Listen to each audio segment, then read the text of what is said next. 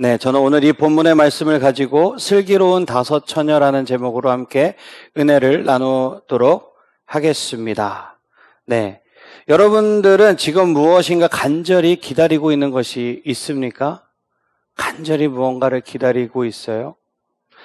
여러분 혹시 어린 왕자라는 동화 압니까? 어린 왕자? 그죠? 아는 친구도 있을 거고 모르는 친구도 있을 거고. 전도사님은 이 어린 왕자라는 책을 좋아해요. 이 책에 보면 기다림에 대해서 이렇게 말하는 대목이 하나 있습니다. 네가 4시에 온다면 난 3시부터 행복해지기 시작할 거야. 4시가 가까울수록 나는 점점 더 행복해지겠지. 그리고 4시가 다 되었을 때 나는 흥분해서 가만히 앉아있지 못할 거야. 아마 행복이 얼마나 값진 것인지 알게 되겠지. 이런 말이 있어요. 여러분 모두 무엇인가 기다리면서 기대와 설렘을 느껴본 경험이 있을 거라고 생각합니다. 누구는 드럼이 새 것이 오는 것을 설렘으로 기다렸던 얼마 전에 일이 있는 친구도 있고요. 내가 찬양으로 인도한다라는 것을 두렵지만 기대함으로 설렘으로, 아니면 아빠가 컴퓨터를 사줄 때, 핸드폰을 바꿔줄 때, 또 뭐 있어요? 여자친구 만나고 남자친구 만나러 갈 때, 또 뭐가 있을까요? 공부하러 학원, 이건 아닌 것 같고, 네, 그죠. 여러 가지 기대와 설렘이 있습니다. 동화 속에 등장하는 여우는 어린 왕자가 어디에 사는지를 모르기 때문에 마냥 기다려야 했어요. 그런데 어린 왕자를 쓴 이 작가는 어린 왕자를 기다리는 여우의 말을 통해서 기다림 안에 무엇이 있다라고 지금 이야기하고 있죠? 행복이 있다라고 이야기합니다. 기다림에는 어느 한 시간을 다른 시간과 다르게 만들고 하루를 다른 날과 다르게 만드는 힘이 있다라는 거예요. 그리스도인들의 삶을 이렇게 비유할 수 있을 것 같아요. 기다림의 삶. 지난주 말씀에 무엇을 배웠죠, 우리는? 예수님이 다시 오실 것이라는 그 약속을 기다린다라고 했습니다. 그 믿음으로 재림의 날이 속히 오기를 기다리는 게 우리 그리스도인이라는 거죠. 그렇다면 이 기다림은 우리의 삶을 어떻게 다르게 만들 것인가? 오늘 본문에서 예수님은 재림을 기다리는 하나님의 자녀들이 이 세상에서 어떻게 살아가야 하는지를 이 혼인잔치 비유를 통해서 우리에게 알려주고 있습니다. 예수님께서 제자들에게 들려주신 이 비유를 통해서 우리가 깨달아야 하는 것이 있는데 그 깨달음이 무엇일까요? 먼저 1절, 2절을 함께 읽어보도록 하겠습니다. 시작!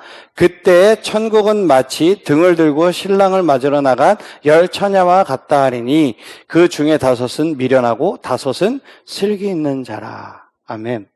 오늘 본문에서는 이 혼인잔치의 들러리로 초대된 이 10명의 처녀가 등장합니다. 혼인잔치를 앞두고 이 10명의 처녀들이 등불을 들고 신랑이 오기를 기다리고 있었던 거예요. 당시 이스라엘에서는 이 혼인잔치를 낮에 하지 않았어요. 왜냐면은 중동 지역이 어떻죠? 그 지역이 낮에는 해가 엄청나게 내리쬐는 더운 날이에요. 그렇기 때문에 이 이스라엘 사람들은 웬만한 모든 행사들을 밤에 합니다. 그래서 밤에 신랑과 신랑의 친구들이 신부의 집에 가서 결혼 예식을 거행하는 이런 풍습이 있었어요. 그런데 그 10명의 처녀들 중에 5명은 미련하고 5명은 슬기로운 사람이라고 이야기합니다. 왜 그렇게 평가할까요? 무엇을 하기도 전에 이미 5은 슬기롭고 5은 미련하다라고 이미 좀 판가름을 내놨어요. 자, 3절, 4절의 말씀을 한번 이어서 보도록 하겠습니다. 미련한 자들은 등을 가지되 기름을 가지지 아니하고 슬기 있는 자들은 그릇에 기름을 담아 등과 함께 가져갔더니라고 말씀하고 있습니다. 이 당시 혼인잔치에서 등을 들고 있는 처녀들은 신랑이 행진하는 길을 밝혀주는 그런 아주 중요한 역할을 했습니다. 그래서 이 일을 잘 수행하기 위해서 5명의 처녀는 어떻게 했다고요? 등과 함께 여유분의 기름을 더 준비한 거예요. 신랑이 예정했던 시간보다 더 늦게 도착할 경우를 대비해서 준비한 것이죠.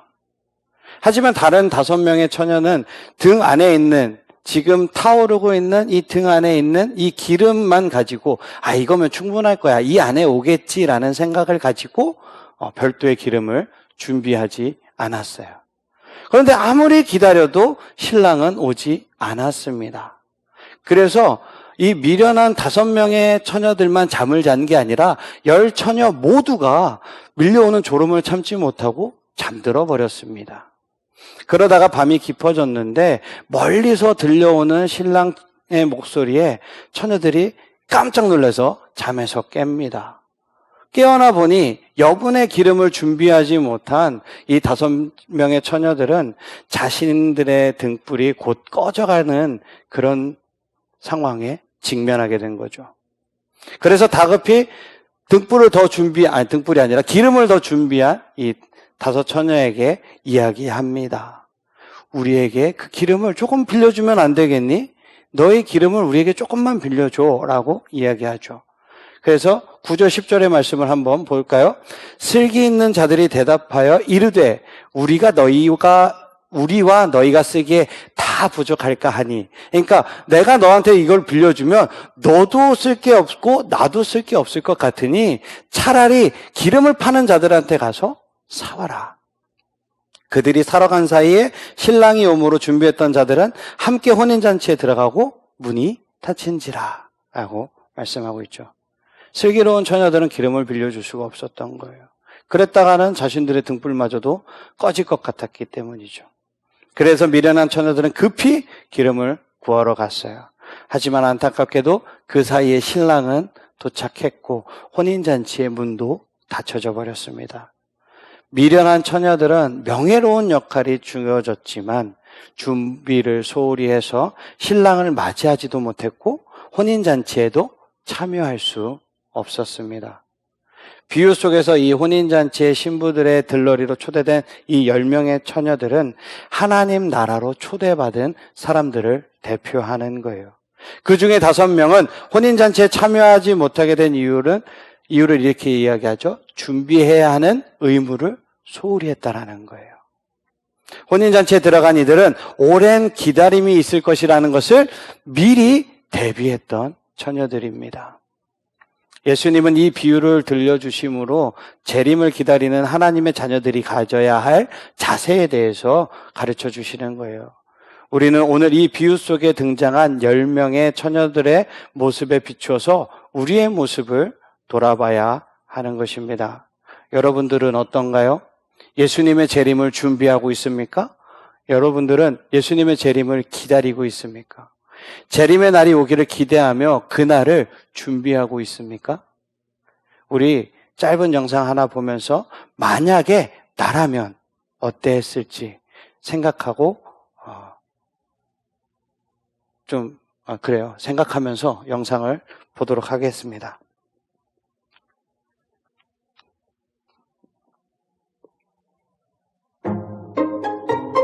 우리 학원 끝나고 탕후루 먹으러 갈래? 아, 좋지. 탕후루가 건강에 그렇게 안 좋다는데 끊을 수가 없어. 맞아. 딸기를 먹어야지. 딸기? 그럼 나는 파인애플 먹어야겠다. 저게 뭐야? 아니 마치 하늘에 숫자가 써있는 것 같잖아. 진짜 신기하다. 야, 우리 찍어서 인스타 올리자. 그래야겠다. 야, 이거 올리면 좋아요 엄청 많이 나와. 그니까. 누나 이것 봐봐. 지금 완전 난리 났어. 뭔데? 속보입니다. 하늘에 카운트다운을 알리는 모양의 구름이 떠올라 시민들이 큰 혼란에 빠졌습니다. 지금도 시민들의 제보와 문의가 폭증하고 있는데 아직까지는 전문가들의 의견도 분분한 상황입니다. 현장에 나가 있는 리포터를 연결해 보도록 하겠습니다. 김민지 리포터. 네, 현장에 나와 있는 김민지 리포터입니다. 현재 상황을 좀 설명해 주시겠습니까? 하늘에 숫자 모양의 구름이 떠올라 있다는 메시지와 함께 직접 촬영한 영상을 보내온 것을 시작으로 전국 각지에서 동일한 내용의 제보 영상이 계속 들어오고 있는 상황입니다. 구름이 특이한 모양을 띠고 있어서 제보가 들어오는 경우는 지금까지 종종 있지 않았습니까? 그런데 사회적 혼란이 이렇게 커진 이유는 무엇 때문인가요? 네, 시민들이 크게 불안해하는 데에는 2가지 이유가 있습니다. 첫 번째는 동일한 구름이 전 세계 어느 곳에서나 목격이 된다는 점입니다. 아시아, 유럽, 아프리카, 아메리카 대륙 모든 나라들에서 현재 동일한 구름이 확인되고 있습니다. 두 번째는 구름의 모양이 실시간으로 바뀌고 있는데 이것이 마치 카운트다운을 의미하는 것처럼 보인다는 점 때문입니다. 처음에는 100에서부터 시작했는데 지금은 보시다시피 10자리 숫자로 줄어들었습니다. 계속 지금과 같은 속도로 줄어들면 일주일 후인 12월 31일 밤 12시에는 숫자가 0이 될 것으로 보입니다. 그러다 보니 이 숫자가 지구의 멸망을 알리는 신호가 아니냐 하는 의혹이 SNS를 통해 퍼지면서 문의 전화가 폭주하고 걷잡을 수 없게 혼란이 커진 상황입니다. 지구 멸망이라니 말도 안 돼. 설마 이거 어디 이상한 사람들이 사기치고 있는 건 아닐까? 거기 학생들! 때가 찼다. 회개하라! 이제 곧 하늘의 심판이 시작될 것이다. 저 구름은 하늘의 마지막 경고다. 숫자가 0이 되기 전까지 너희가 가진 모든 것을 가져다 팔아라. 썩어 없어질 땅의 것들은 버리고 하늘의 상금을 쌓아라. 저 아저씨 뭐야? 무서워 죽겠는데. 아니, 교실이 왜 이렇게 휑해? 예빈아, 다들 어디 갔어?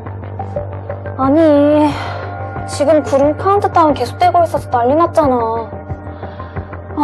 오늘부터 모든 학교가 다 임시 휴업으로 바뀐다는 소문이 있던데. 그보다 너 어제 이거 봤어? 뭐? 아니, 갓생 일모님이랑 라방 말이야. 구독자 여러분, 소식 들으셨죠? 멸망이래요, 멸망. 이제까지 놀 거 안 놀고, 쓸 거 안 쓰고, 열심히 살았던 모든 게 다 허무하게 느껴지네요. 갓생? 참, 다 필요 없어요. 하루하루 성실히 노력하다 보면 언젠가 행복한 날이 온다고 했던 말, 전부 취소입니다. 멸로가 정답이었어요. 아니, 어차피 죽으면 다 소용없잖아요. 억울해. 여러분, 그냥 몇 시간 안 남았으니까 하고 싶은 거 다 하고 마음껏 즐기세요. 우리 보고 하루하루 열심히 살렸던 엘모님까지. 나 어제 이거보다 깜짝 놀랐다니까? 다들 구름 때문에 정신이 이상해진 것 같아. 여보세요? 슬기야, 너 어제 학원 왜 안 왔니? 선생님, 뉴스 아직 안 보셨어요?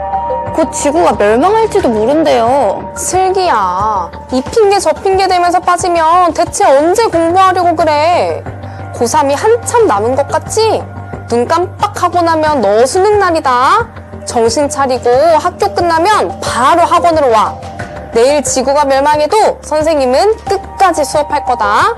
너희도 학생이면 공부를 해야지. 예빈아, 쌤이 오늘 학교 끝나고 학원으로 바로 오래. 야, 이런 분위기에서 무슨 학원이야. 이러고 있을 때가 아니야. 나 오늘 민호한테 가서 고백할래. 할 수만 있다면 마지막 순간이 오기 전까지는 사랑하는 사람하고 함께 있고 싶어. 나 먼저 가볼게. 안녕.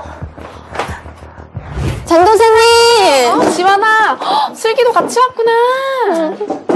누나도 무섭다고 해서 같이 왔어요. 오는 길에 여기저기서 사이렌도 울리고 난리도 아니에요.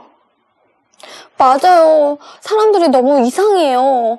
막 재난 문자도 올리고 너무 무서워. 근데 전도사님은 안 무서우세요? 진짜 종말이 오면 어떡해요?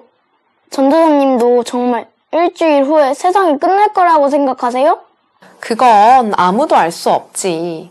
예수님도 그건 하나님 아버지만 알고 계신다고 말씀하셨으니까. 다만 우리는 종말과 예수님의 재림을 두려워할 필요가 없어. 어떻게 그래요?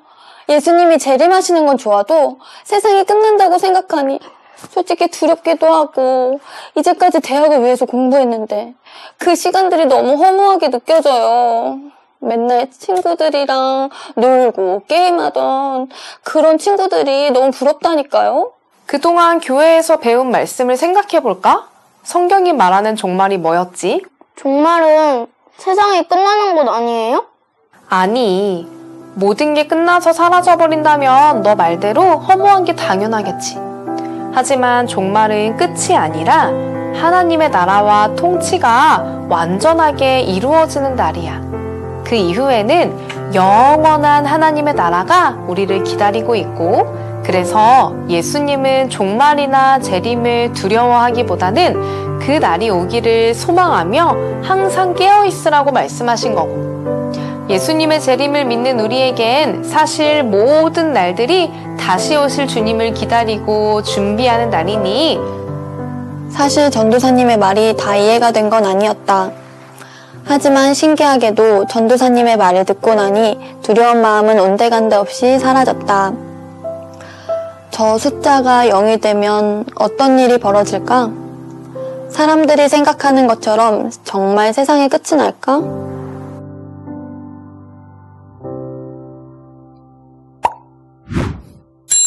잘 봤어요? 정말 일주일 뒤에 종말이 온다 그러면 저는 여기서 예배 드리고 있을까요? 여러분들 여기서 예배 드리고 있을 수 있어요? 있어야죠. 뭔 상관이에요. 그날에 누구만 안다고요? 하나님만 아신다고. 예수님 아신다고요? 하나님만 아신다고요. 그런 말에 속을 필요는 없어요. 그래서 제가 이 영상을 이제 여러분들과 보기 위해서 먼저 이렇게 보면서 이 마지막 장면의 이 슬기의 나레이션이 참 감동이 되었어요. 전도사님과 만난 후에 뭐라고 얘기하죠? 다 이해가 되지는 않지만 두려운 마음이 사라졌다라고 이야기하면서 하루하루 자신에게 주어진 일을 성실히 하게 되었다라고 말합니다. 그리고 무엇을 하든지 이것이 영원한 나라에서 어떠한 의미가 있을지, 하나님의 나라에서는 이 일이 어떠한 의미가 있을지를 먼저 생각하게 되었다라고 했는데 참 대견스러운 말인 것 같습니다. 저도 여러분들이 이런 마음을 갖기를 주님의 이름으로 축복합니다. 하나님의 자녀인 우리에게는 모든 날들을 재림을 기다리는 날이어야 하고, 재림 이후에 거하게 될 하나님 나라를 소망 가운데 바라보면서 영원을 준비하는 날이 되어야 합니다. 따라서 재림을 기다리는 삶은 어떤 특별한 일을 하는 것이 아니에요. 하루하루 하나님의 말씀을 따라서 살아가는 것. 하나님께서 지금 나에게 맡기신 일을 성실하게 최선을 다해서 행하는 것이 재림을 준비하는 삶입니다. 그런즉 깨어있으라, 너희는 그 날과 그때를 알지 못한다라는 주님의 말씀을 마음에 새기면서 날마다 예수님이 다시 오시는 그 날을 기대함으로 준비하는 저와 여러분들이 되기를 주님의 이름으로 축복합니다. 아멘. 다 일어나시겠습니다. 자, 우리 구호 외치고 찬양하고 기도하도록 하겠습니다. 제가 다시 오실 주님을 기다리며라고 외치면 여러분들은 늘 깨어서 준비하자라고 외치면 될 것 같아요. 다시 오실 주님을 기다리며, 다시 오실 주님을 기다리며 늘 깨어서 준비하는 여러분들 되시기를 주님의 이름으로 축복합니다. 아멘.